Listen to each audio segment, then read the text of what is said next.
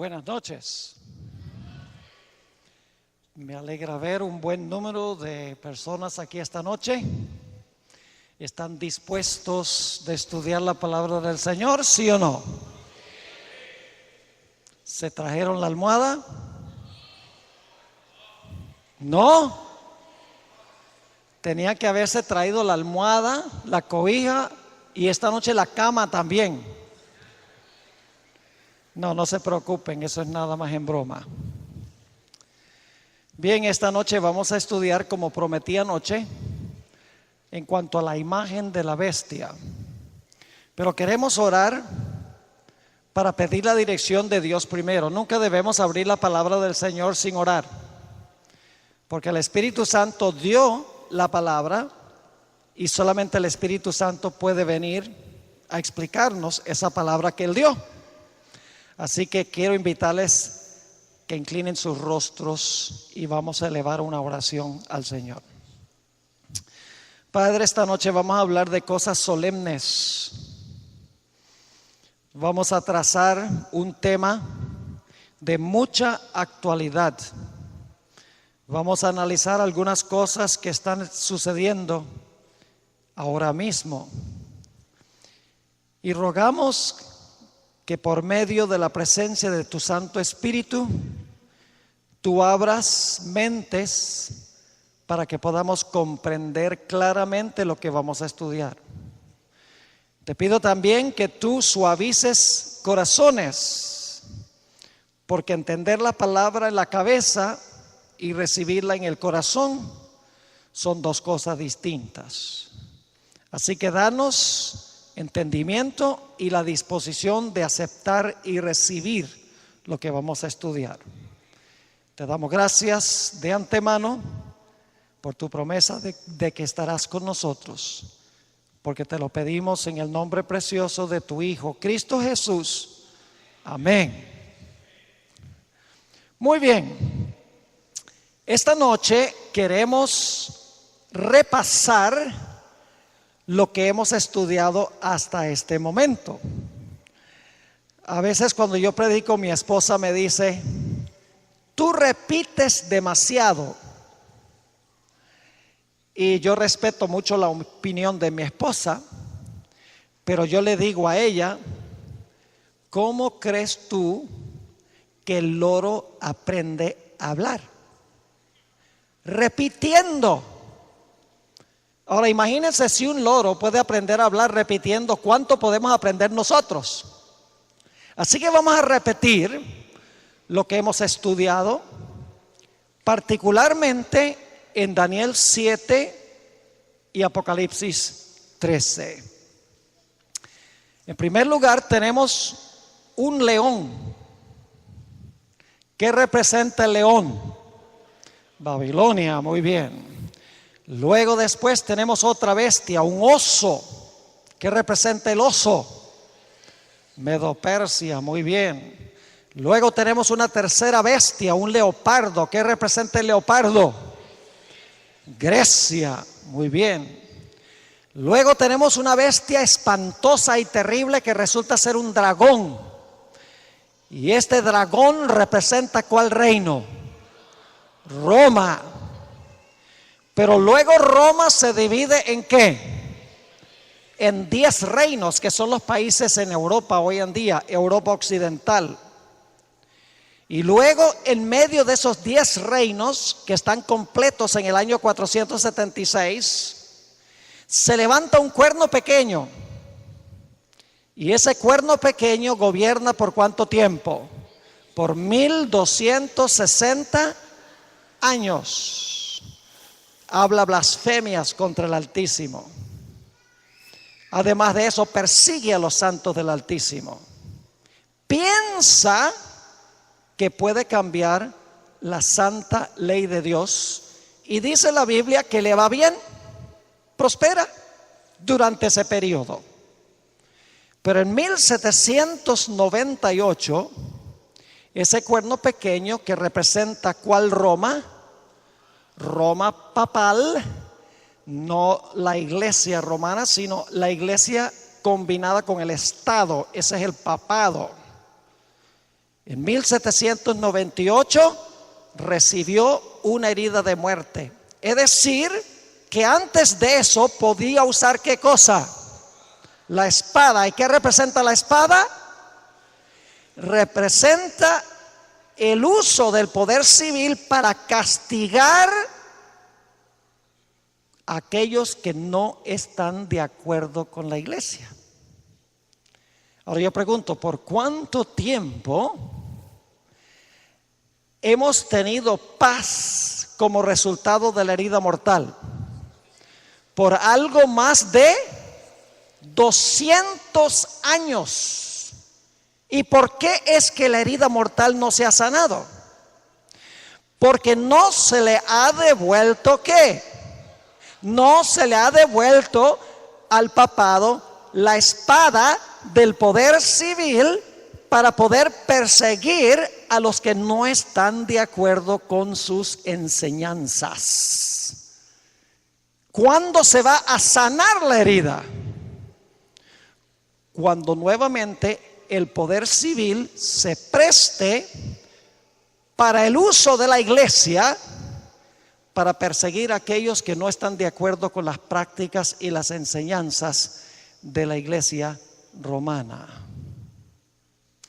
Ahora, ¿quién va a ayudar a esta primera bestia a recuperar su poder?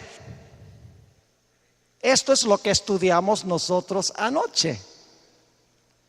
Estudiamos en cuanto a una bestia que se levantó ¿de dónde?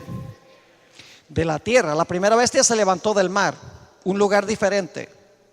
La segunda bestia se levantó de la tierra. Y dice la profecía, ¿cuándo fue que se levantó? Después que la primera bestia recibió su herida mortal. Es decir, alrededor del año 1798, esta nación está empezando a surgir. ¿Qué representa esta bestia que se levanta de la tierra según estudiamos anoche? Representa el poder civil de los Estados Unidos de América. Pero esta bestia, una nación única, una sola bestia, no dos bestias, una bestia, una nación, tenía ¿cuántos cuernos? 2 cuernos. ¿Qué clase de cuernos? Cuernos como de cordero. ¿Qué representa el cordero en el libro de Apocalipsis? Cristo. Es decir, que estos 2 cuernos representan 2 reinos, porque vimos que los cuernos representan reinos, 2 reinos que reconoció Jesús, el Cordero de Dios. ¿Y cuáles eran esos 2 reinos que los Estados Unidos desde su época constitucional, en su declaración de independencia, en su constitución, en el acta de derechos? ¿Cuáles son esos 2 reinos que los padres constitucionales dijeron que existían en esta nueva nación, separados el uno del otro? La iglesia y el Estado. ¿Conocían ellos lo que pasó en la Edad Media cuando se unió la iglesia con el Estado? Claro que lo sabían. ¿Conocían lo que sucedió en la época colonial de la historia de los Estados Unidos cuando la iglesia pudo usar el poder civil? Claro que sí. ¿Conocían los padres constitucionales lo que pasó bíblicamente cuando los judíos emplearon al poder civil de Roma para matar a Cristo? Ellos entendían todo esto porque escribieron en cuanto a estas cosas. Y por lo tanto ellos dijeron, mire, nosotros vamos a tener en esta nación 2 reinos, vamos a reconocer 2 reinos, de donde se desprenden 2 principios. Los 2 principios son libertad civil y libertad religiosa. Pero la única forma en que usted puede tener los 2 principios de libertad civil y libertad religiosa es si usted reconoce que hay 2 reinos y esos 2 reinos deben mantenerse separados. O si no, usted no tiene libertad civil y libertad religiosa. Pero dice en Apocalipsis 13:11 que esa bestia que tiene 2 cuernos como de cordero, la idea de que hay 2 reinos separados, de donde viene la idea de que va a haber libertad civil y libertad religiosa, esa bestia luego iba a hablar como un dragón. ¿Quién es el dragón? ¿Quién es el dragón? Les doy 50%. Sacaron un 10. Los que dijeron Satanás. Escuchen bien. En Daniel y Apocalipsis, el dragón en sus diferentes etapas sí representa a Satanás. Pero Satanás obrando a través de Roma. La cuarta bestia era un ¿qué? Un dragón que trató de matar al niño cuando nació. ¿Cuál Roma es esa? La Roma imperial. Pero luego dice que el mismo dragón persiguió a la mujer. ¿Cuál Roma es esa? Roma papal. Y luego dice que el dragón se airó contra la mujer y peleó contra su remanente. ¿Qué Roma es esa? La misma Roma de la Edad Media, cuando se le sane ¿qué? La herida mortal.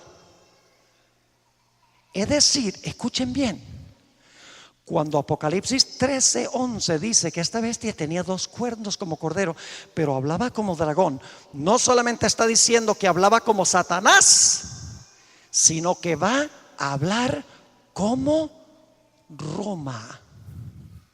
Porque el dragón representa a Satanás obrando a través de ¿qué? A través de Roma. El dragón siempre en Daniel 7 y Apocalipsis 13 está describiendo a Satanás obrando a través del poder civil de Roma. Es decir, que esta bestia que representa a los Estados Unidos va a levantar la idea de que hay 2 reinos separados y que debe haber libertad civil y religiosa. Eso va a decir en la teoría, pero en la práctica va a negar esa idea. Y la Biblia nos dice que esta bestia que se levanta de la tierra va a ser una imagen de la primera bestia. Y de eso vamos a hablar esta noche. Ahora yo pregunto, ¿qué es una imagen? Les doy un ejemplo. Cuando yo me levanto por la mañana, oro, me levanto de la cama, voy al baño y miro en el espejo. Y lo que veo es un desastre. Yo pregunto, ¿lo que yo estoy viendo en el espejo es una imagen? Sí. ¿Es una imagen bastante precisa de quién soy yo? Sí. ¿Las orejas son del mismo tamaño? ¿Y la nariz? Si saco la lengua, ¿la imagen saca la lengua también? Sí. Es decir, que una imagen es un reflejo de algo. Ahora dice en Apocalipsis 13 que esta bestia que se levanta de la tierra va a ser una imagen de la primera bestia. ¿Y qué representa la primera bestia? A ver, ¿qué representa? Roma papal. Ahora, para saber qué es la imagen de la bestia, tenemos que saber cómo era la bestia. ¿Verdad que sí? Para saber cómo va a ser la imagen, necesitamos saber cómo fue la bestia. Porque la imagen es la imagen de la bestia. Entonces yo pregunto, ¿cómo es que fue la bestia? La característica primordial de la bestia, escuchen bien, según hemos estudiado, es que la bestia unió la iglesia con el Estado para perseguir a todos los que no estaban de acuerdo con sus prácticas y sus enseñanzas. Así fue el original, así fue la bestia. Como hemos estudiado ya, mezcló el hierro con el barro, usó la espada para matar a los santos. Y aquí dice que la imagen va a ser una imagen de la bestia. Es decir, que esta bestia que se levanta de la tierra, lo que va a hacer es una copia de cómo fue la bestia cuando dominó. Y cuando la bestia dominó, unió la iglesia con el poder civil y usó el poder civil para perseguir con la espada del poder civil a aquellas personas que no estaban de acuerdo con sus creencias y con sus enseñanzas.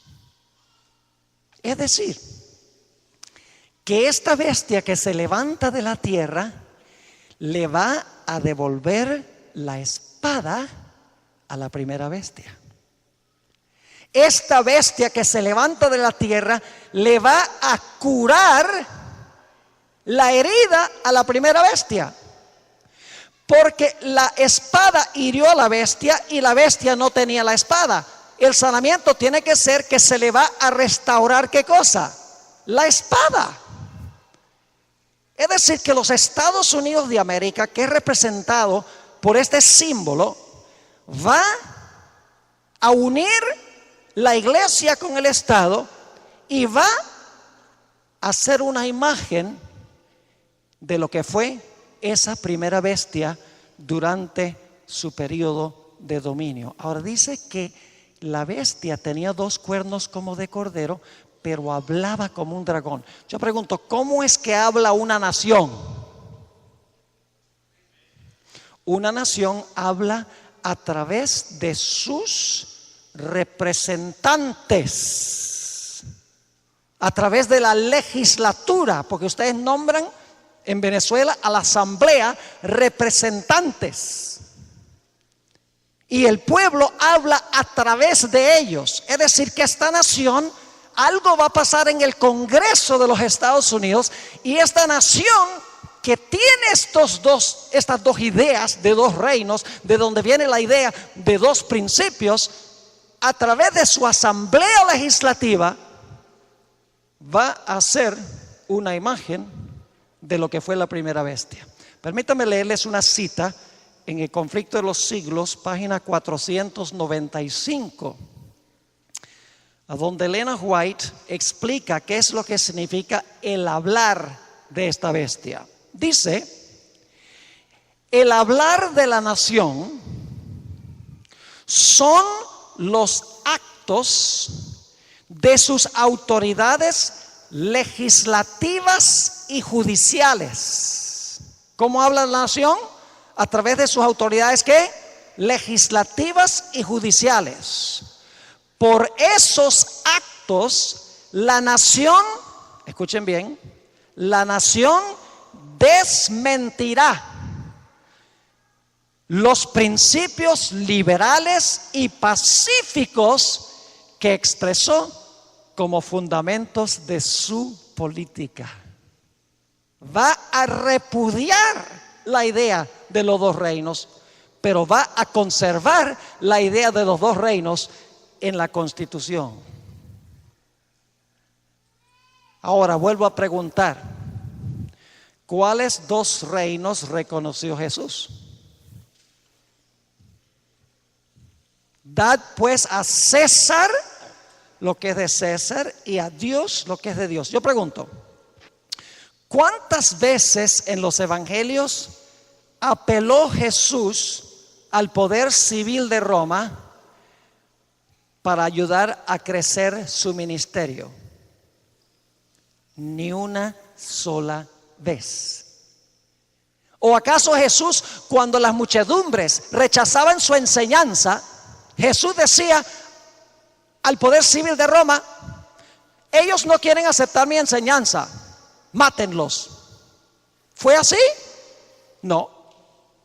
Jesús nunca apeló al poder civil. Como ya hemos visto, dijo: mi reino no es de este mundo. Jesús reprendió al apóstol Pedro por usar la espada. Reprendió a los hijos del trueno que querían traer fuego del cielo. Rehusó que lo proclamaran rey cuando alimentó a los 5,000. En el monte de la tentación rehusó los reinos que le ofreció Satanás. Es decir, Jesús se mantuvo separado del Estado, del poder civil de Roma, porque él había venido como representante de su reino espiritual. Ahora escuchen bien lo que les voy a decir, y voy a usar a Venezuela como ejemplo. ¿Saben ustedes que ustedes son ciudadanos de 2 reinos aquí en Venezuela? Yo pregunto, ¿cuántos de ustedes son ciudadanos venezolanos? ¿Cuántos son bautizados? Entonces, ¿a cuántos reinos pertenecen? A 2. Ustedes pertenecen al primer reino por su nacimiento, pero pertenecen al segundo reino por su nuevo nacimiento. Y así es con esta bestia. Es una sola bestia, pero tiene 2 reinos, y la gente son ciudadanos de los 2 reinos, pero los 2 reinos no se deben entremezclar. Y como mencionaba anoche, la primera enmienda a la Constitución de los Estados Unidos es crucialmente importante, porque en la primera enmienda encontramos los 2 cuernos. La primera enmienda garantiza libertad religiosa y libertad civil. Ahora, lo interesante son las primeras 2 cláusulas que vimos anoche de la primera enmienda a la Constitución de los Estados Unidos. Recuerdan que la primera enmienda dice que el Congreso no puede hacer ninguna ley, no puede redactar ninguna ley que establezca religión, ni puede prohibir que la gente practique libremente su religión. ¿Saben ustedes que esos 2 principios están en la Sagrada Escritura? Fueron principios inspirados divinamente por Dios. Están en esta profecía, los 2 cuernos como de cordero. Esa es la parte positiva de esta bestia, porque el cordero representa a Cristo. Tenía 2 cuernos como cordero, pero hablaba como un dragón. Hay un contraste aquí. Los 2 principios son muy buenos, son los principios que reconoció Jesús, pero el problema es que esta nación los va a repudiar mientras los conserva. Al mismo tiempo va a repudiarlos. Por eso es una bestia con doble personalidad. Ahora escuchen bien. Estas 2 cláusulas que el gobierno de los Estados Unidos no puede establecer alguna observancia religiosa, ni puede prohibir que la gente practique libremente su religión, se encuentran ilustradas en 2 historias que conseguimos en el libro de Daniel. La primera historia la encontramos en Daniel el capítulo 3. ¿Recuerdan la estatua que levantó el rey Nabucodonosor? ¿Era Nabucodonosor el gobernante civil, sí o no? Era el rey. Y levantó una imagen, una estatua. Yo pregunto, ¿estaba estableciendo una observancia religiosa? Claro, porque puso la imagen, dijo, todo el mundo va a ¿qué? Va a adorar así. Nuevamente el poder civil imponiendo por ley una observancia religiosa. El Estado imponiendo una observancia espiritual, religiosa. Y ustedes notan que cuando el Estado impuso esta observancia religiosa, inmediatamente vino la persecución contra los que no estaban de acuerdo. Es decir, que cuando el poder civil establece religión, ¿qué viene como resultado? Persecución. Siempre es así. Pero hubo 3 jóvenes que rehusaron hacerlo. ¿Cuántos de ustedes creen que nosotros debemos obedecer al poder civil? Yo creo que debemos obedecer al poder civil. Todas las leyes legítimas del poder civil, nosotros debemos ser ciudadanos ejemplares. Y Daniel y sus amigos, Daniel 3 está hablando de sus amigos, eran ciudadanos ejemplares. Sus mismos enemigos decían: no podemos encontrar nada en ellos para acusarlos, sino su religión. Es decir, ellos obedecían las leyes civiles, pero cuando el rey se metió en la religión, ellos dijeron: no, Señor, porque nuestra religión tiene que ver con nuestra relación con Dios, y el poder civil no puede dictar eso. Ellos entendían la separación de la iglesia del Estado. Y por lo tanto, el rey, cuando vio que estos 3 jóvenes no se inclinaron, lo acusaron algunos de los líderes religiosos. El rey los trajo y les dijo: ¿es verdad que ustedes no se inclinan ante la imagen que yo levanté? ¿No la adoran? Y ellos dijeron: sí, rey. Y entonces el rey dice: les voy a dar otra oportunidad de obedecer la ley que yo he establecido, yo como el rey. Y ellos dijeron: rey, no es necesario, ya estamos decididos. Y Nabucodonosor, Elena White dice que cuando ellos dijeron que no iban a inclinarse ante esa imagen que el rey había establecido, dice ella que se le transformó la cara del rey y parecía la cara de un demonio. Y dice que levantando la mano en desafío al cielo dijo: ¿y qué Dios podrá librarlos de mis manos? Y los mandó a echar al horno. Fíjense que los hijos de Dios no tenían ninguna protección civil. Las leyes civiles no los protegían. Se dio un decreto de muerte en contra de ellos. Su única esperanza se encontraba ¿en quién? En el Dios a quien servían. Miren, la última corte de apelación no era el rey, sino Dios. Y ustedes conocen cómo terminó la historia cuando estos 3 jóvenes rehusaron obedecer la ley del gobierno civil que imponía religión o establecía religión. La Biblia nos dice que cayeron en el horno y empezaron a pasearse como si estaban en un jardín, pero no solos, acompañados. Había un cuarto personaje allí con ellos. Y Nabucodonosor miró y dijo: y el cuarto es semejante al Hijo de Dios. Y algunos dicen: ¿y cómo sabía él cómo se parecía el Hijo de Dios? La hermana Guaya explica que Daniel se lo había explicado antes. Cómo se veía el ángel de Jehová, porque el ángel de Jehová se le aparecía a Daniel en sueños y en visiones, y Daniel le había dicho al rey cómo era el Hijo de Dios. Y es interesante que en Daniel 3, y este es un comentario parentético, que en Daniel 3 Nabucodonosor dice: el cuarto es semejante al Hijo de Dios, pero en el versículo 28 dice: Dios envió su ángel para librar a sus siervos que confiaron en él.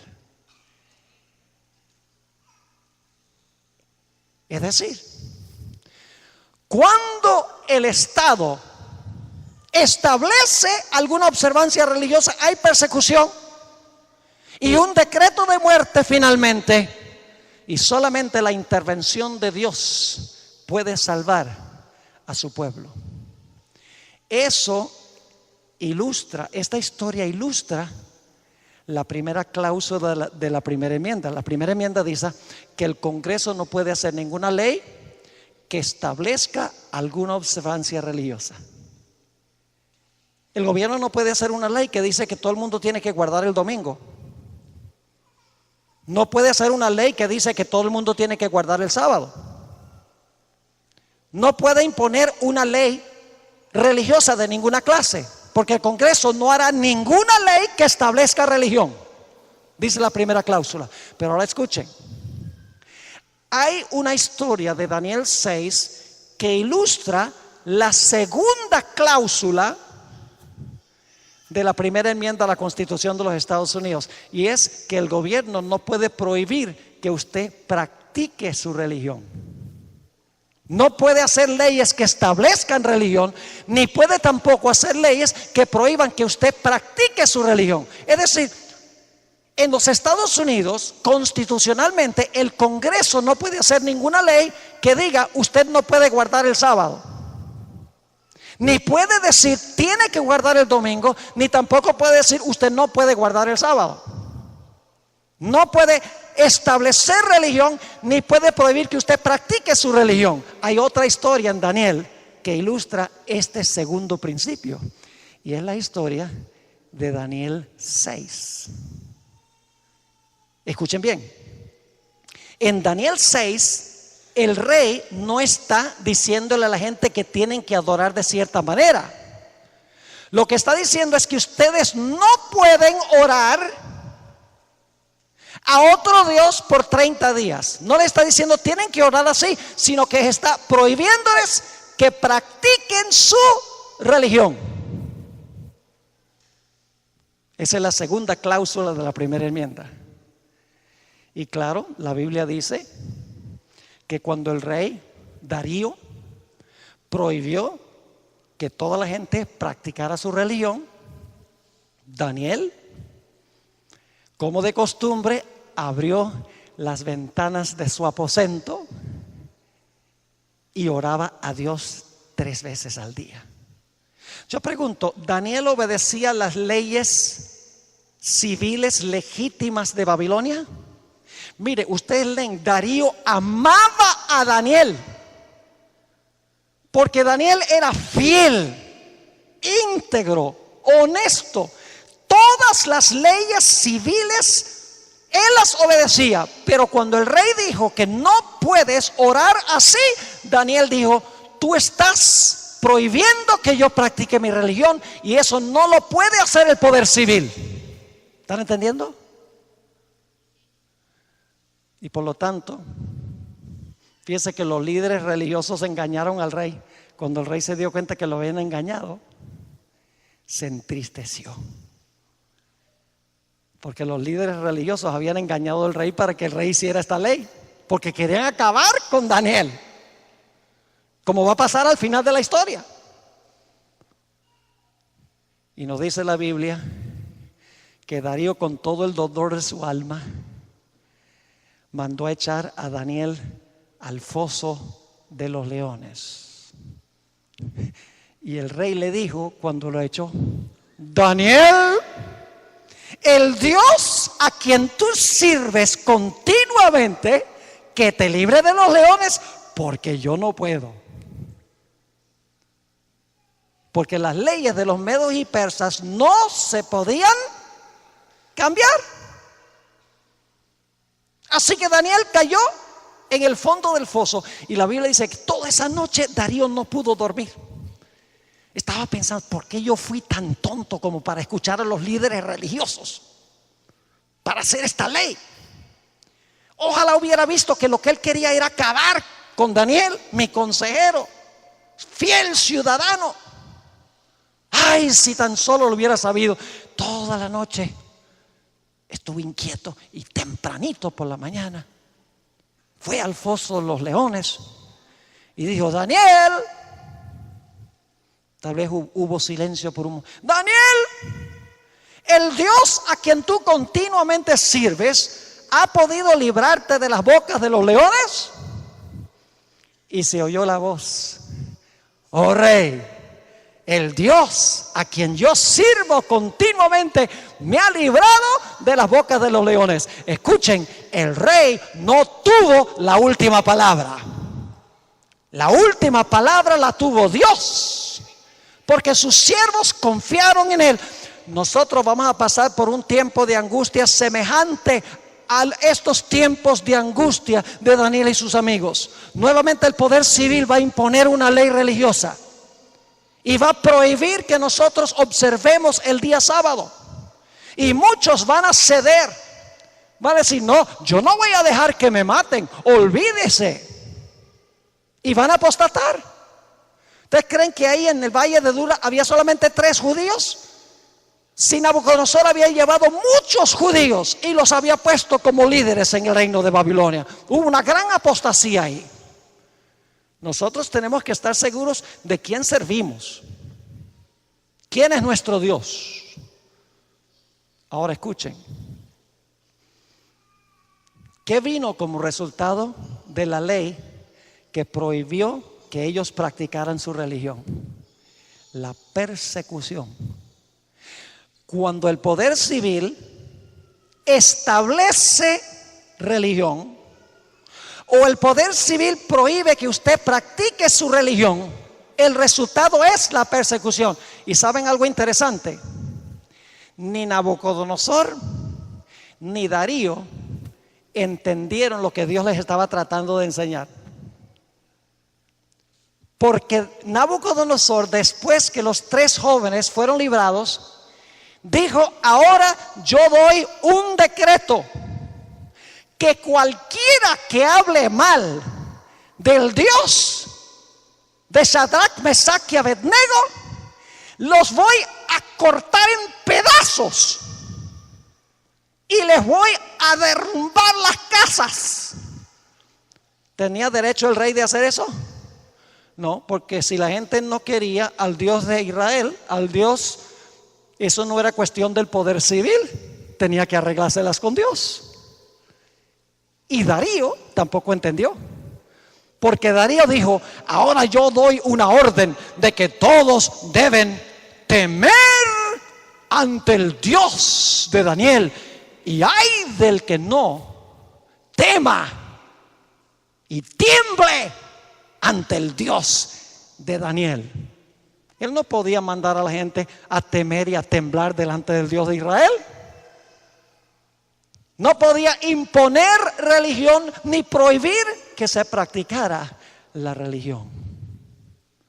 Es decir, las primeras 2 cláusulas de la primera enmienda de la Constitución, separación de iglesia y Estado, la idea de que el poder civil no puede establecer religión ni puede prohibir que usted practique su religión, son esos 2 cuernos como de cordero en la cabeza de esta bestia que representa los Estados Unidos. Y ustedes dicen: pero pastor, ¿qué tiene esto que ver con el tiempo del fin? Elena White, quien tenía una profundidad teológica impresionante, porque ella habla de todas estas cosas, yo los sustraje de mi estudio de la Biblia, pero ella lo expone con lujo de detalles en El conflicto de los siglos. Dijo lo siguiente: los Estados Unidos va a repudiar estos 2 principios que se encuentran en la primera enmienda. Los principios que dicen que el Congreso no puede hacer ninguna ley que establezca religión, ni tampoco puede hacer una ley que prohíba que la gente practique su religión. Escuche lo que dijo la sierva del Señor en el libro Maranata, página 177. Dijo lo siguiente: vendrá el tiempo en que los hombres no solo prohibirán trabajar el domingo, sino que procurarán obligar a los hombres que trabajen el sábado. Y se les pedirá que renuncien el sábado y se suscriban al domingo. Y si no lo hacen, se les exigirá que entreguen su libertad y su vida. No solo el Congreso de los Estados Unidos va a hacer una ley dominical, establecer esa ley, sino que va a prohibir que la gente tenga el derecho de observar el sábado.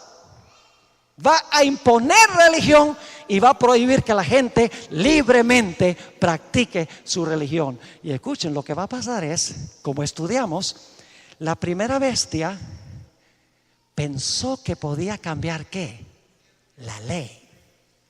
La segunda bestia va a imponer el día de reposo que cambió la primera bestia.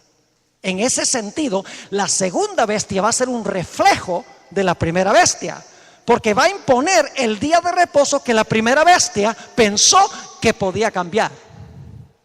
Ahora, alguien podría decir, pero Pastor Bor, ¿no sería una ley dominical en los Estados Unidos inconstitucional? Claro que sí. Cualquier persona, cualquier niño en kinder puede entender que si la primera enmienda, la primera cláusula dice que el gobierno no puede hacer ninguna ley que establezca alguna observancia religiosa, si el Congreso hace una ley que dice todo el mundo a guardar el domingo, eso es inconstitucional. ¿No sería inconstitucional que el Congreso de los Estados Unidos hiciera una ley que dijera no pueden guardar el sábado? Sí, porque la segunda cláusula dice que no puede haber ninguna ley que prohíba que usted practique libremente su religión. Leyes como estas serían inconstitucionales. Y yo estoy seguro que cuando suceda esto, va a haber grupos en los Estados Unidos que van a poner demandas y van a llevar esto a los tribunales para cuestionar la constitucionalidad de leyes como estas. Ahora escuchen, no es que los Estados Unidos van a borrar de la Constitución la primera enmienda, la van a conservar.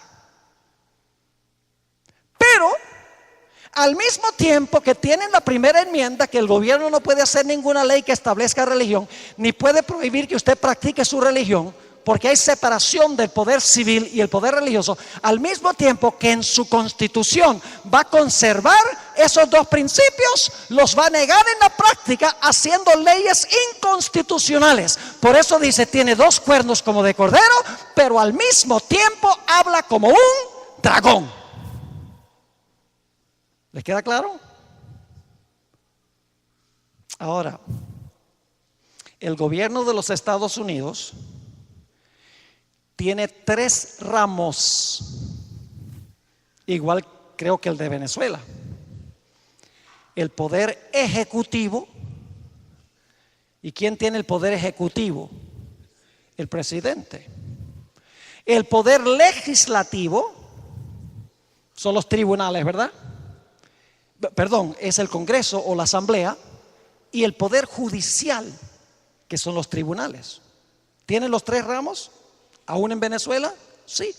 En los Estados Unidos existen estos 3 ramos. Ahora, siempre que yo hablo sobre esto, yo le pregunto a la gente, ¿cuál de los 3 ramos de gobierno en los Estados Unidos es el más poderoso?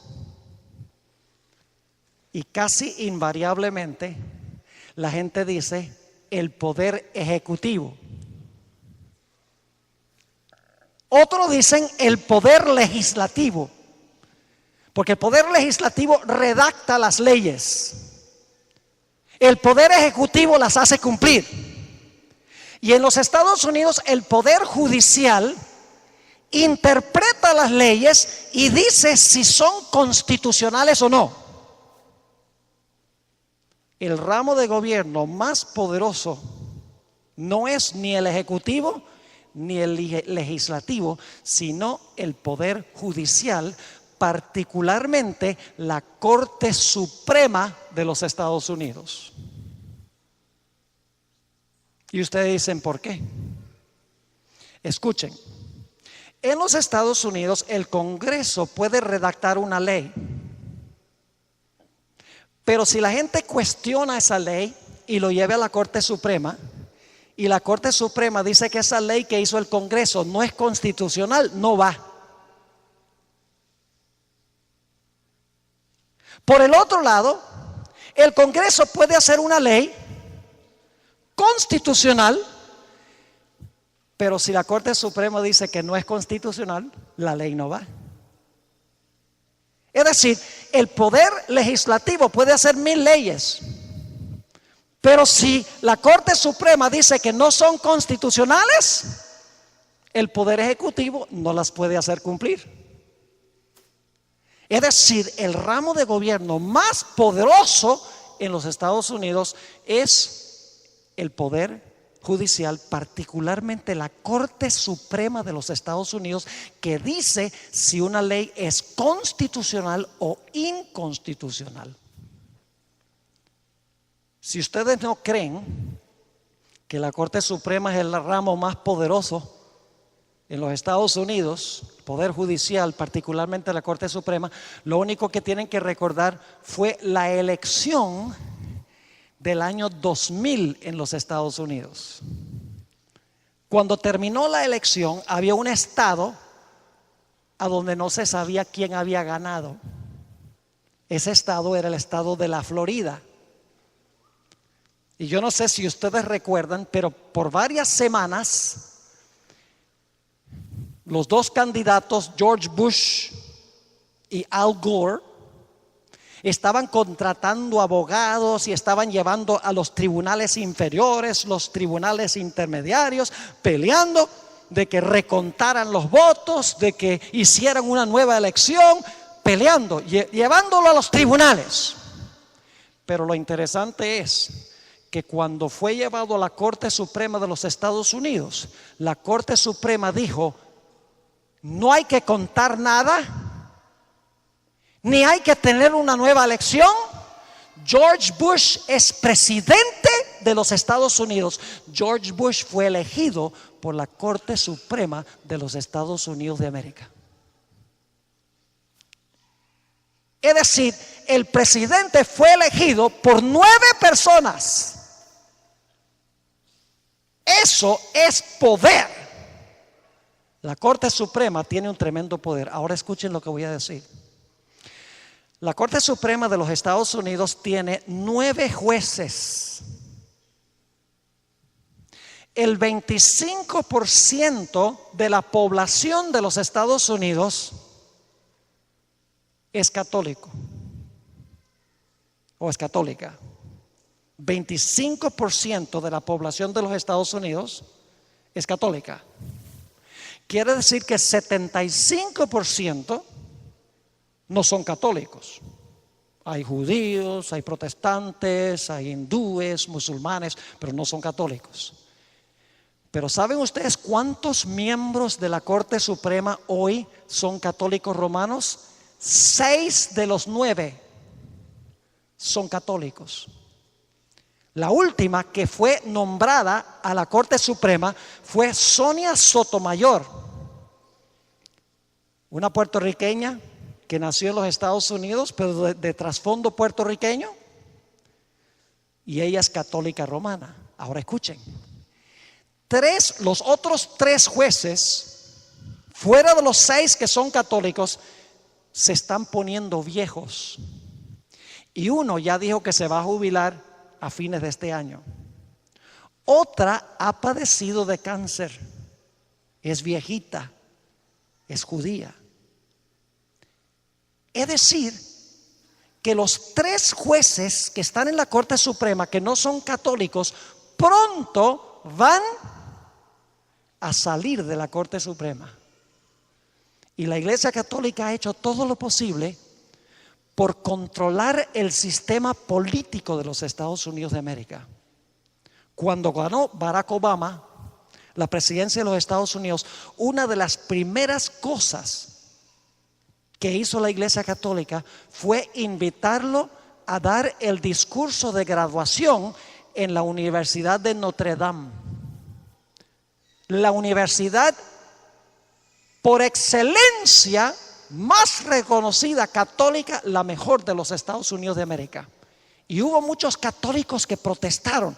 ¿Cómo vas a traer que no es católico aquí para dar ese discurso? Además, Barack Obama cree en el aborto y la iglesia católica está en contra del aborto. Y hubo protestas.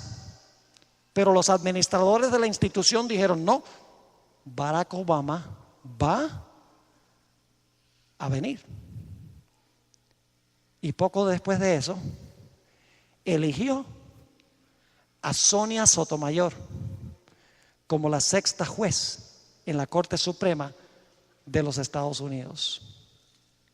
Elena White, en la Review and Herald, es una cita en inglés, yo la traduje, diciembre 11 de 1888, dijo esto: los cristianos no se dan cuenta que cuando un gobierno protestante sacrifica los principios que la han hecho una nación libre e independiente. ¿Qué es lo que ha hecho que los Estados Unidos sea libre e independiente? ¿Sus qué? Sus principios que la han hecho una nación libre e independiente. Y ahora escuchen: y por medio de medidas legislativas introduzcan a la Constitución principios que propagan las falsedades y los engaños papales. Están sumiendo al país en los horrores romanos de las edades oscuras. ¿Qué está diciendo ella? Que los Estados Unidos va a volver ¿a qué periodo? Al periodo de los horrores de las edades oscuras. ¿Recuerdan la historia de Juan Hus que relatamos anoche? Esa historia en los Estados Unidos de América y en el mundo se va a volver a repetir, porque los Estados Unidos va a ser una imagen de lo que fue la bestia.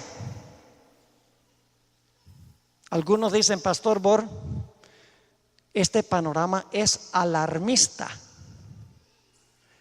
Los jueces de la Corte Suprema de los Estados Unidos son patriotas, son americanos, norteamericanos, son ciudadanos de los Estados Unidos antes de ser aliados de la Iglesia romana. Estos jueces nunca podrían introducir los horrores de las edades oscuras de la Edad Media. Conflicto de los siglos, página 637, dice la sierva del Señor: la Iglesia Católica Romana, con todas sus ramificaciones en el mundo entero, forma una vasta organización bajo el control de la sede papal y destinada a servir los intereses de ella. Instruye a sus millones de adeptos en todos los países del globo para que se consideren obligados a obedecer al Papa. Y saben ustedes, los últimos 2 papas, Juan Pablo II y Benedicto XVI, han estado presionando a la comunidad europea para que impongan una ley dominical a nivel de todos los países europeos. Los sindicatos se han unido, compañías grandes se han unido, los jesuitas se han unido, el Papa se ha unido y están presionando para que en Europa, por ley, haya un mandato de cerrar todos los negocios el domingo para que la gente pueda ir a la iglesia. Eso está pasando ahora mismo en Europa. Sigue diciendo: sea cual fuere la nacionalidad o el gobierno de estos, deben considerar la autoridad de la iglesia como por encima de todas las demás. Aunque juren, escuchen bien, aunque juren fidelidad al Estado, siempre quedará en el fondo el voto de obediencia a Roma, que los absuelve de toda promesa contraria a los intereses de ella. Eso lo está escribiendo hace 120 años. ¿Qué escribiría si estuviera viva hoy? Sería impresionante. ¿Saben ustedes que en años recientes grandes políticos de los Estados Unidos se han convertido del protestantismo al catolicismo? Por ejemplo, el hermano de George Bush, quien fue gobernador de la Florida, se convirtió a la Iglesia Católica. Newt Gingrich, puede ser que ustedes no reconozcan ese nombre, un republicano de gran impacto e influencia, fue miembro de la Cámara de Representantes, el líder de la Cámara de Representantes. Hace varios años era bautista y recientemente se unió y comulgó en la Iglesia Católica. Tony Blair, el que fue primer ministro de Gran Bretaña, abandonó la iglesia anglicana y se convirtió a la iglesia romana. Grandes líderes, magnates políticos del mundo se están uniendo a la iglesia romana porque ellos ven que la iglesia romana está recobrando su poder y para ellos les interesa es tener poder político y por eso se están convirtiendo a este sistema. Dicen, el papado ha cambiado. Dicen, no tenemos nada que temer del papado ya. ¿Acaso no ven cómo el papado lucha por los derechos humanos? ¿Acaso no se dan cuenta cómo lucha la iglesia romana por los pobres, por la vida, por la buena moral de la sociedad, por el matrimonio convencional entre un hombre y una mujer? Oh, sí, esta es la fachada. Pero la Iglesia Católica Romana no ha cambiado ni uno solo de sus dogmas. Ni uno. No ha cambiado ninguna de sus enseñanzas. Sigue siendo una combinación de iglesia y Estado y ha dicho abiertamente que sus aspiraciones son el tener dominio global. Ellos lo han dicho repetidas veces en años recientes. Un teólogo católico dijo esto: en la minoría somos como un cordero, en la igualdad somos como una serpiente, en la mayoría somos como un león. Elena White lo expresó de esta forma en El conflicto de los siglos, página 628. Hablando de la iglesia romana, dice: forma parte de su política asumir el carácter que le permita realizar mejor sus fines. Pero ahora escuchen: pero bajo la apariencia variable del camaleón oculta el veneno invariable de la serpiente. Vaticano II fue un cambio de imagen. No cambió ningún dogma de la Iglesia Católica. Lo que hizo fue darle una nueva cara al mundo, de apertura. Inclusive invitaron a los protestantes a venir como observadores del Concilio Vaticano II. Empezaron a decir: ahora la misa se puede dar en los idiomas locales de la gente, y animaron a la gente que establecieran grupos para leer la Biblia. Y la gente dice: ¿el sistema cambió? No. Dice ella que bajo la apariencia variable del camaleón oculta el veneno invariable de la serpiente. Cambia de apariencia, pero no en su naturaleza. Tengo algunas citas aquí que quiero leer. Son varias, escritas por Elena White hace 120 años. Escuchen bien. Cuando ella escribió esto, Los Estados Unidos no querían nada que ver con el papado. Nada. Ninguna nación de Europa quería nada que ver con el papado cuando ella escribió esto. Sin embargo, en un ambiente a donde parecía que los Estados Unidos estaba enemistado con la iglesia romana, ella escribió las siguientes citas. Discrepó de todos los comentaristas del tiempo. Ellos decían: la iglesia romana está muerta. Porque fíjense, una herida mortal en 1798, otra herida mortal en 1870. Los papas están allá encerrados en el Vaticano por 59 años. El papado ya terminó, decían los escritores de su época. La hermana White dijo: no.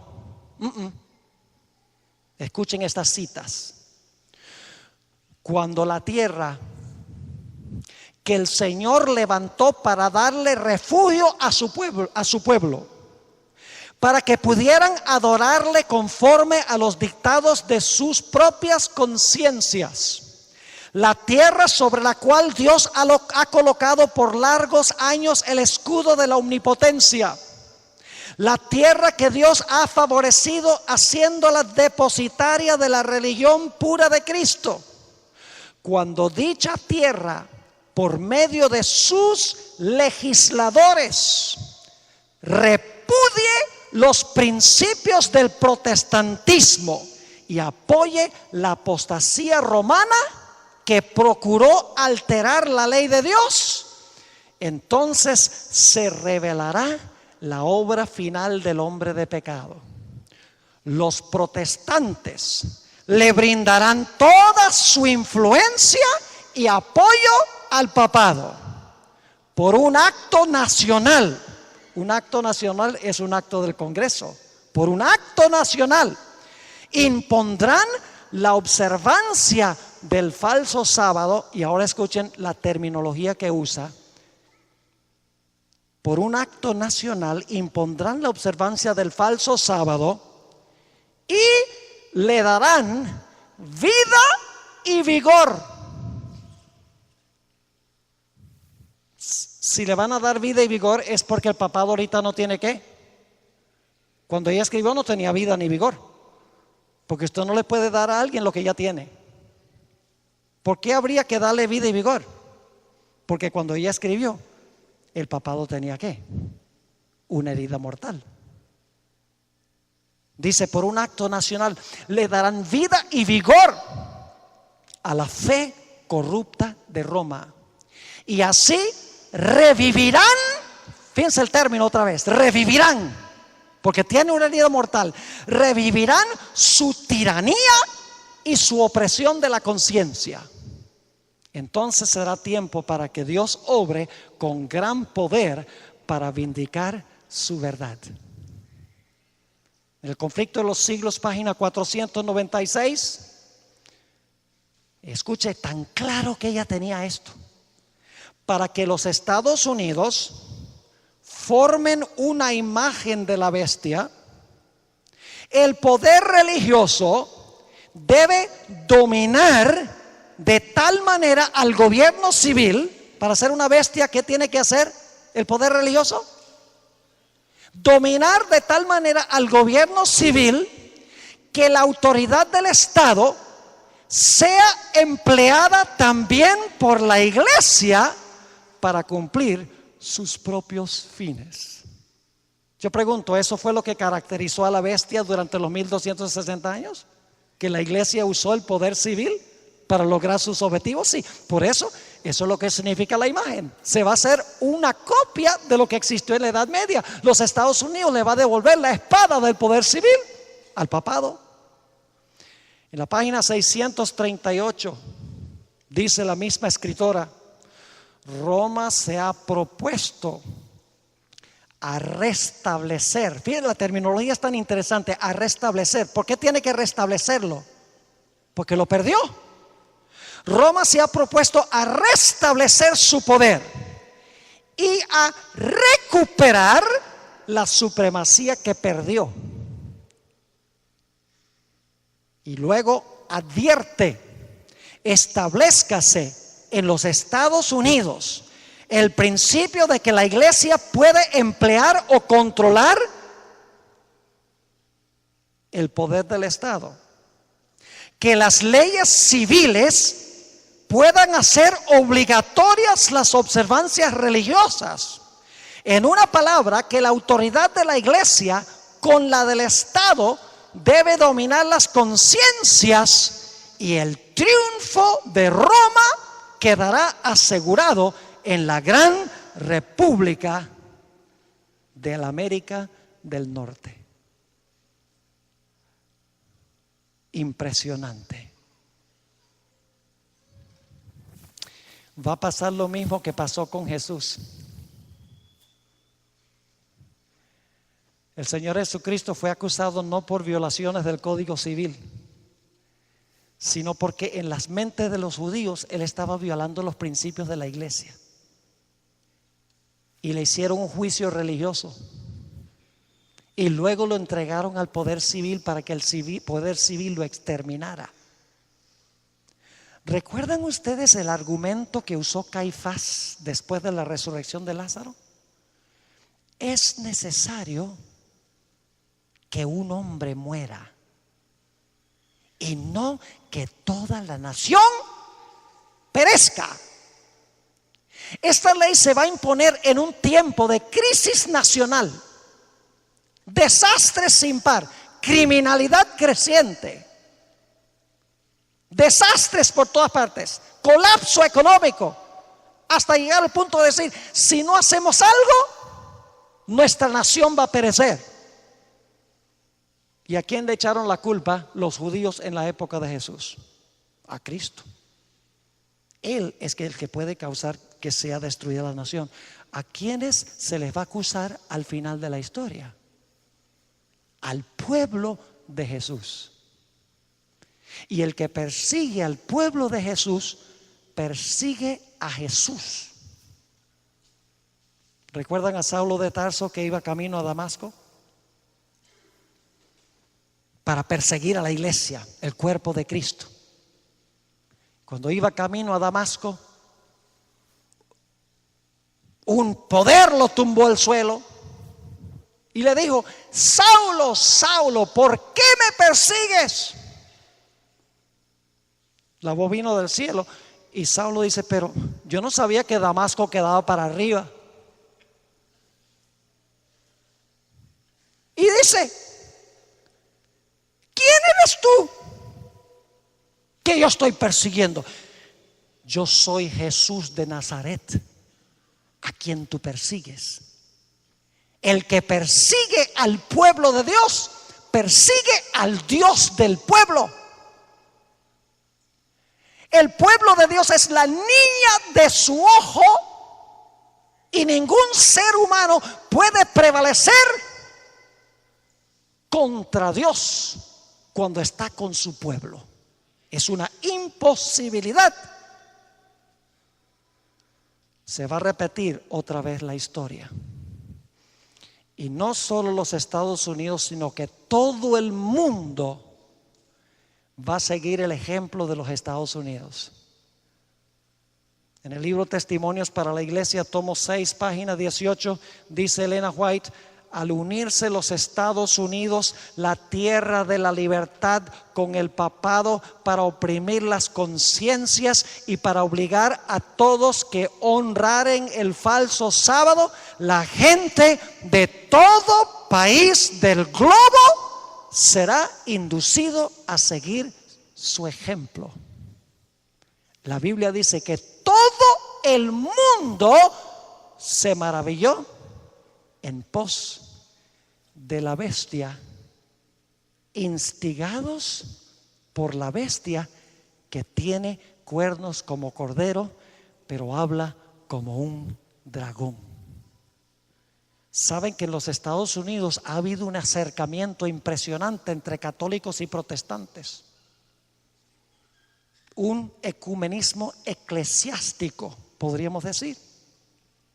Los católicos y los protestantes se han unido para pelear por causas sociales que no son malas, son buenas. Por ejemplo, luchando en contra del aborto, Es una buena causa. Luchando a favor de un matrimonio tradicional entre un hombre y una mujer. Luchando contra la pobreza. Uniéndose para elegir candidatos conservadores. Cooperando juntos para elegir jueces que mantengan en alto la moral del país. 3 documentos han firmado juntos los protestantes y los católicos recientemente. Uno se llama Evangélicos y Católicos Juntos. Y ese documento sencillamente en cortas cuentas dice: luchemos todos por predicar el Evangelio. No tratemos de ganar miembros de otras iglesias. Básicamente, todos creemos lo mismo en los puntos básicos del cristianismo. Grandes líderes religiosos, católicos y protestantes, firmaron ese documento, Evangélicos y Católicos Juntos. Créanlo o no, los luteranos, escuchen, los luteranos, teólogos, se sentaron con teólogos católicos y llegaron a la conclusión de que toda la pelea de Martín Lutero con la Iglesia Católica sobre la justificación por la fe era una lucha que tenía que ver con semántica, pero que en realidad los católicos y luteranos están de acuerdo sobre la doctrina de la justificación por la fe. Escuchen bien, si Martín Lutero resucitara hoy, se moriría de un infarto. Cuando él ve que dice que la iglesia romana y la iglesia luterana creen lo mismo sobre la justificación por la fe, eso fue lo que causó que Lutero se separara de Roma. Y aún más recientemente, el año pasado, centenares de los líderes grandes protestantes y católicos del mundo firmaron un documento que se llama la Declaración de Manhattan, a donde básicamente dijeron: nosotros nos vamos a unir y vamos a presionar al gobierno para que el gobierno defienda el matrimonio, para que el gobierno prohíba el aborto, para que el gobierno garantice una y otra cosa. La iglesia apelando al brazo del poder civil. Elena White advirtió en el conflicto de los siglos 622, escuchen su advertencia: los protestantes se han entremetido con el papado y lo han patrocinado. Han hecho ahora esta es la parte increíble, dice: han hecho transigencias y concesiones que sorprenden a los mismos papistas y les resultan incomprensibles. La misma iglesia romana dice: esto es demasiado bueno para ser verdad. Sigue diciendo: los hombres cierran sus ojos ante el verdadero carácter del romanismo, ante los peligros que hay que temer de su supremacía. Hay necesidad, y eso es lo que yo estoy haciendo aquí, hay necesidad de despertar al pueblo para hacerle rechazar los avances de este enemigo peligrosísimo de la libertad civil y religiosa. Poderoso, escrito hace 120 años, pero de mucha actualidad hoy. Pero no solamente los Estados Unidos, los protestantes y los católicos están trabajando juntos en áreas de religión, también lo está haciendo el gobierno de los Estados Unidos a nivel político con el Vaticano. Ustedes posiblemente conocen la historia de cómo Ronald Reagan se unió con Juan Pablo II para llevar a la Unión Soviética a la quiebra, para que cayera el comunismo en lo que fue la Unión Soviética. Fue una alianza secreta entre los Estados Unidos y el papado. Los Estados Unidos tiene un embajador en el Vaticano, Un país que tiene un embajador en una iglesia. Una violación clara de la separación de iglesia y Estado. El Congreso de los Estados Unidos de América le dio al Papa Juan Pablo II la medalla de la libertad. Incomprensible.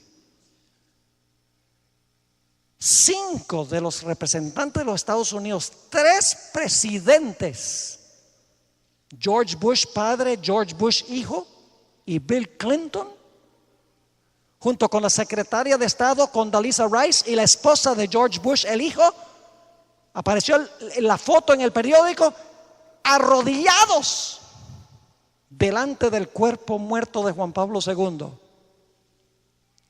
Y George Bush le dio una invitación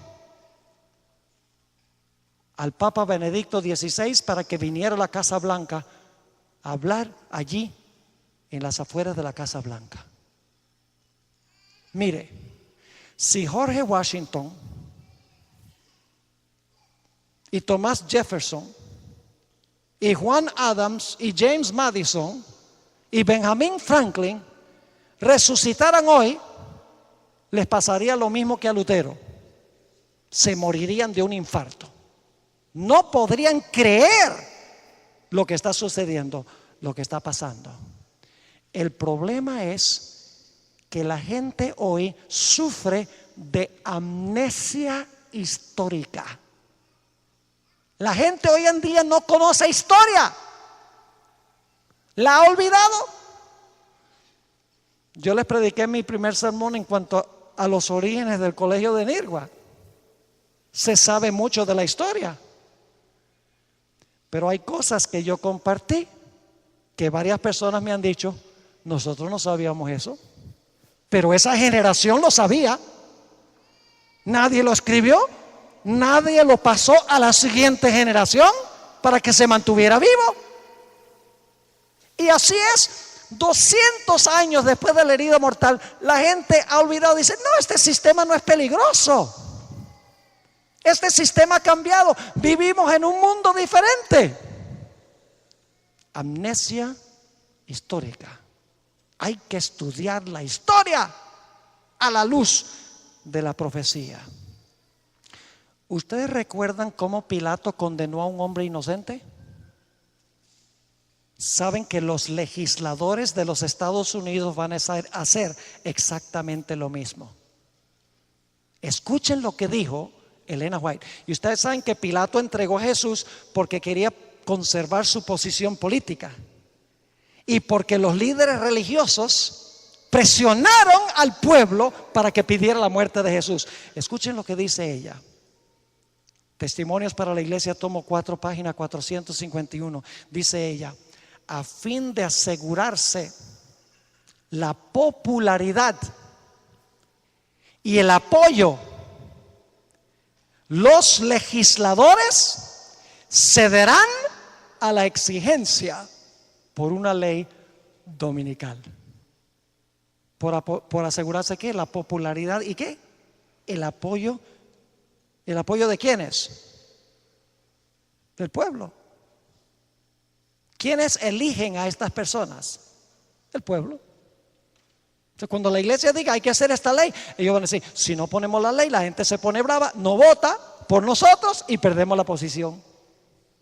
En otra cita, esta es muy significativa, dice ella, esta no está en español tampoco, Review and Herald, diciembre 24, 1889, dice: los ministros de las varias denominaciones están actuando por subterfugio, es decir, por debajo de cuerdas, trazando planes de gran importancia para el pueblo de Dios. Y el objetivo de esta maniobra secreta es ganar el apoyo popular. ¿Qué es lo que están haciendo los ministros? Tratando de ganar ¿qué cosa? El apoyo popular para la imposición del domingo como día sagrado. Si los ministros, escuchen, si los ministros pueden convencer al pueblo que favorezcan una ley dominical, entonces están decididos a unir su influencia para obtener una enmienda religiosa a la Constitución para obligar a la nación a guardar el domingo. Igualito que en los tiempos de Jesús. Los líderes influyendo sobre el pueblo para matar a Jesús. Los líderes religiosos influyendo el pueblo para imponer una ley dominical. Ahora necesitamos llegar a una conclusión.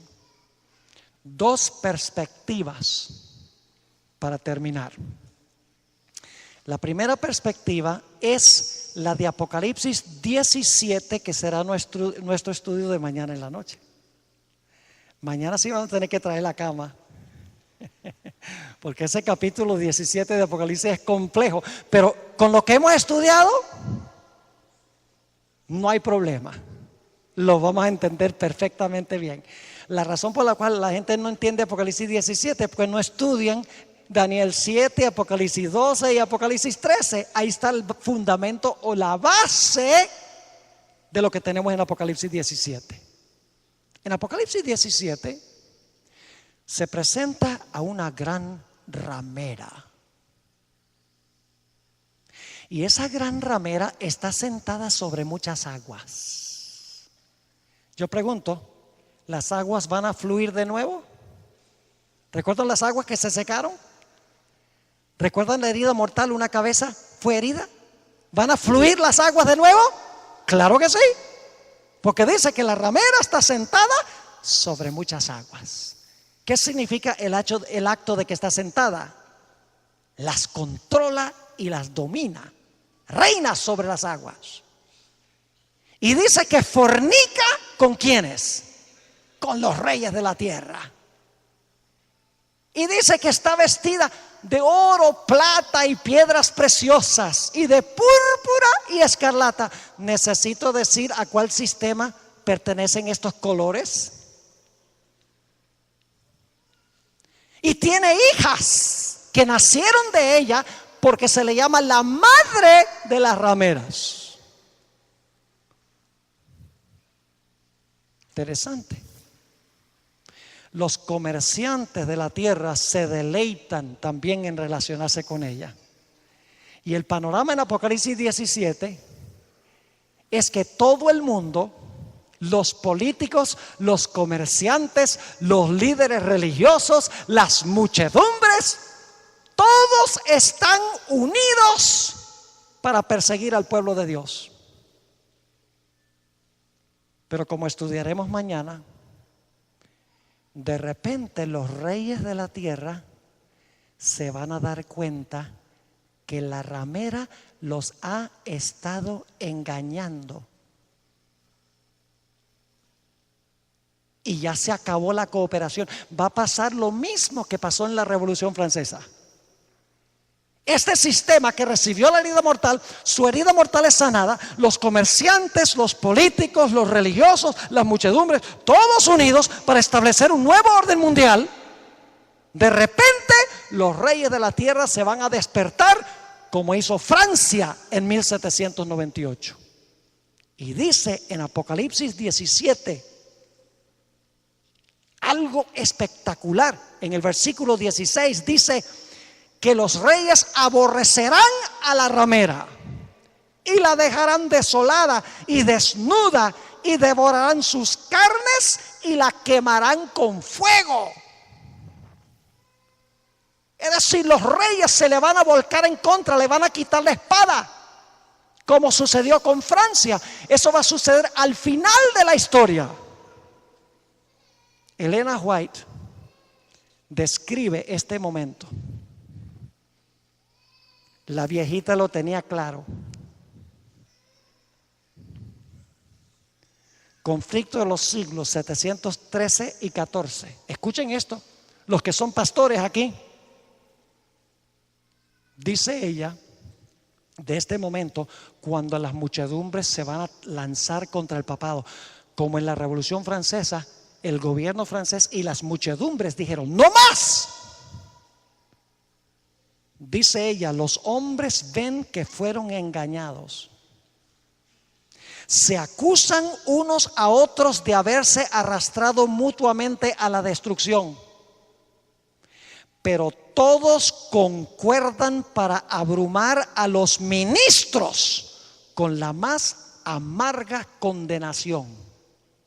Es cosa seria ser un pastor. Es cosa seria ser un líder religioso. Porque si yo no estoy predicando estas cosas, si yo estoy predicando el error, algún día la gente va a decir: ¿por qué no me dijiste la verdad? Sigue diciendo: los pastores infieles profetizaron cosas lisonjeras, indujeron a sus oyentes a menospreciar la ley de Dios, diciendo: la ley fue clavada en la cruz, Cristo la guardó por mí, el sábado era para los judíos. Los pastores infieles profetizaron cosas lisonjeras, indujeron a sus oyentes a menospreciar la ley de Dios y a perseguir a los que querían santificarla.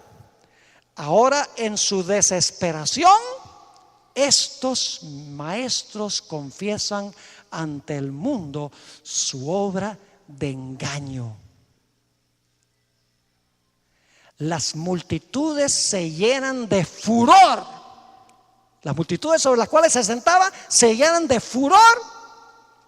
Estamos perdidos, exclaman, y vosotros sois causa de nuestra perdición. Y se vuelven contra los falsos pastores, contra el falso sistema religioso. Precisamente aquellos que más los admiraban en otros tiempos pronunciarán contra ellos las más terribles maldiciones. Las manos mismas que los coronaron con laureles se levantarán para aniquilarlos.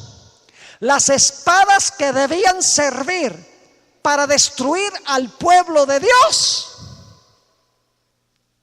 se emplean ahora para matar a sus enemigos. Por todas partes hay luchas y derramamiento de sangre.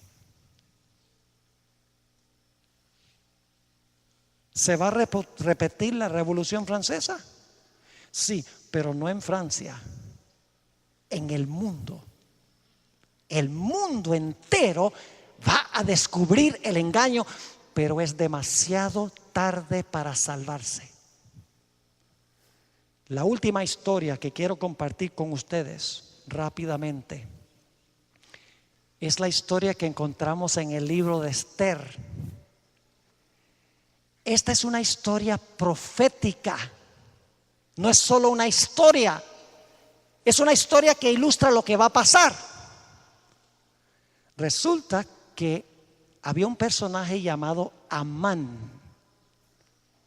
Era un personaje malévolo, como lo era su esposa Zeres. Y Amán influenció al rey, al poder civil, para que diera un decreto de que todos debían inclinarse ante él. La Biblia dice que hubo un judío que trabajaba allí en la corte del rey que dijo: yo no, porque esa es una violación de mi religión, es una violación de la ley de Dios. No me inclino ante ningún hombre.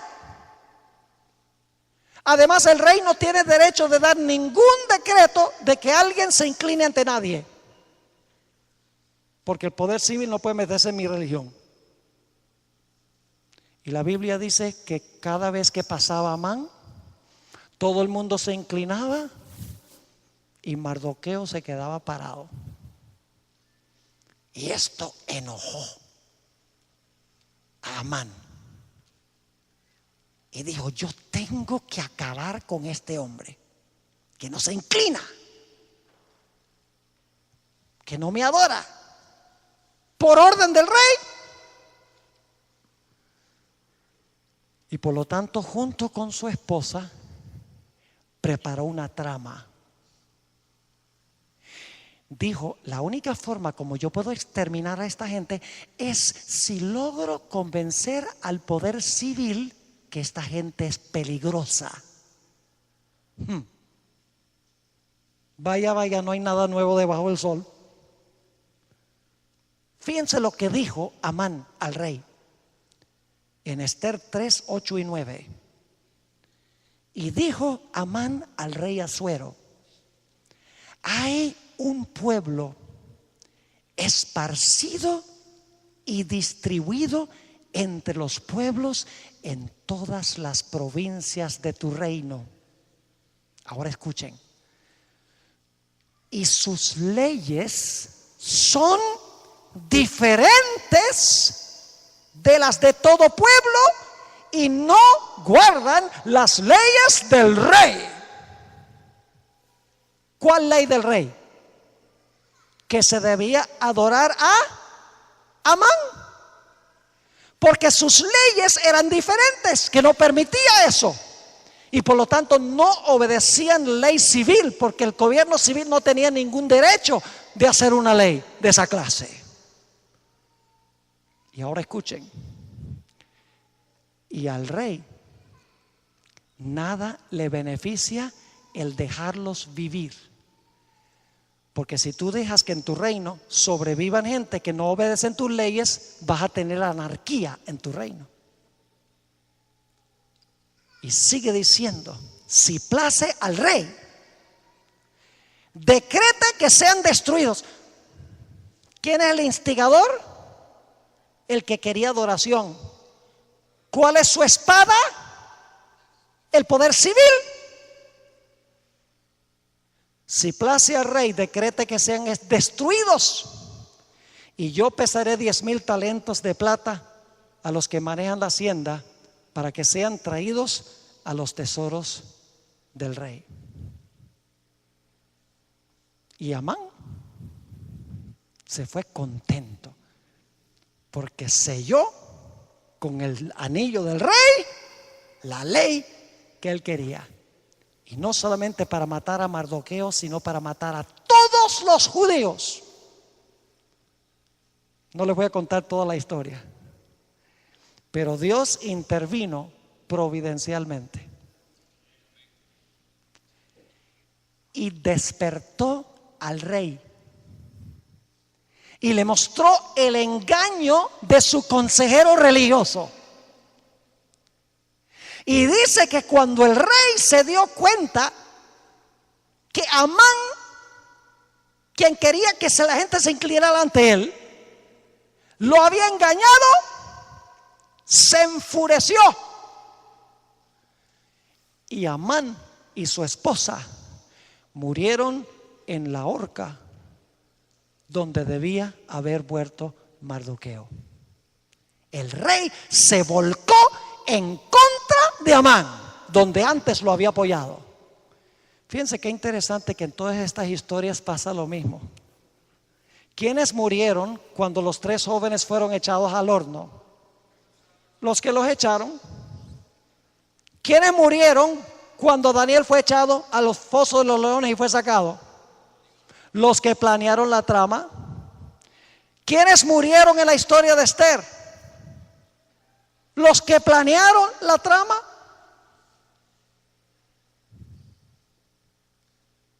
¿Y qué va a pasar al final de la historia? Los reyes que fornicaban con la ramera se van a volcar en contra de ella. Y claro, la pregunta clave es: ¿en cuál de los dos lados vamos a estar nosotros? ¿Con la bestia o con Dios? Escuchen bien, el conflicto final no es sobre días. Y ustedes dicen: pero pastor, el conflicto final tiene que ver con el sábado y el domingo. Sí, pero el día es solamente la forma para probar a ver a quién usted es leal. Si usted guarda el sábado, estás diciendo: yo obedezco al que estableció el sábado, acepto su autoridad. Pero si tú guardas el domingo, tú estás diciendo: yo acepto la autoridad del que cambió el día. Los días son solamente la manera en que Dios prueba para ver a quién tú eres leal. ¿Al Dios creador o al que ha usurpado en la tierra el lugar de Dios? ¿Dónde estaremos nosotros cuando se imponga la imagen de la bestia? Yo oro a Dios de que todos estemos en el lado correcto. Y yo creo, por lo que nosotros vemos en este mundo, que esta crisis viene muy pronto. Yo podría haberles hablado de muchos movimientos adicionales que están pasando en los Estados Unidos. Está pasando tanto que yo no puedo mantenerme ni al día con todas las ocurrencias que están sucediendo en los Estados Unidos de América y en el mundo. Ciertamente estamos cerca de ese tiempo. Yo te pregunto en esta noche, ¿en cuál lado escoges estar? Yo voy a decir como Elías: si Jehová es Dios, seguidle. Y si Baal, seguid en pos de él. Ahí dice que cuando él dijo esas palabras, nadie le contestó palabra, todos se quedaron neutrales. Pero cuando cayó del fuego del cielo, el pueblo de Israel dijo: Jehová, Él es Dios. Mi pregunta es esta noche: ¿estás tú dispuesto o dispuesta con los que están escuchando por radio de decir: Jehová es el Dios, su señal es el sábado, lo guardaré porque lo amo y quiero estar ese día con Él, y seré leal aun cuando tenga que enfrentarme a la muerte? Si eso es el deseo de tu corazón, ponte de pie, porque yo quiero tener una oración contigo en esta noche. Gloria a Dios. Oremos. Padre, hemos hablado de cosas profundas y solemnes. Lo que yo he hablado no es con el fin de ofender a nadie dentro de una iglesia, pero lo que he hablado es la verdad de tu santa palabra. Te ruego, Señor, que tú obres en los corazones de los que están escuchando por radio en muchas partes de Venezuela y del mundo. Este tema puede haber levantado prejuicios, puede haber causado que la gente patalee en contra de la verdad. Te ruego, Señor, que tu Santo Espíritu prevalezca en los corazones de estas personas, que puedan sentarse, reflexionar y puedan tomar su posición junto con tu pueblo. Te doy gracias por todos los que se han puesto de pie en esta noche diciendo: Jehová, Él es Dios. Gracias, Padre, porque eres un Dios tan grande y tan bueno.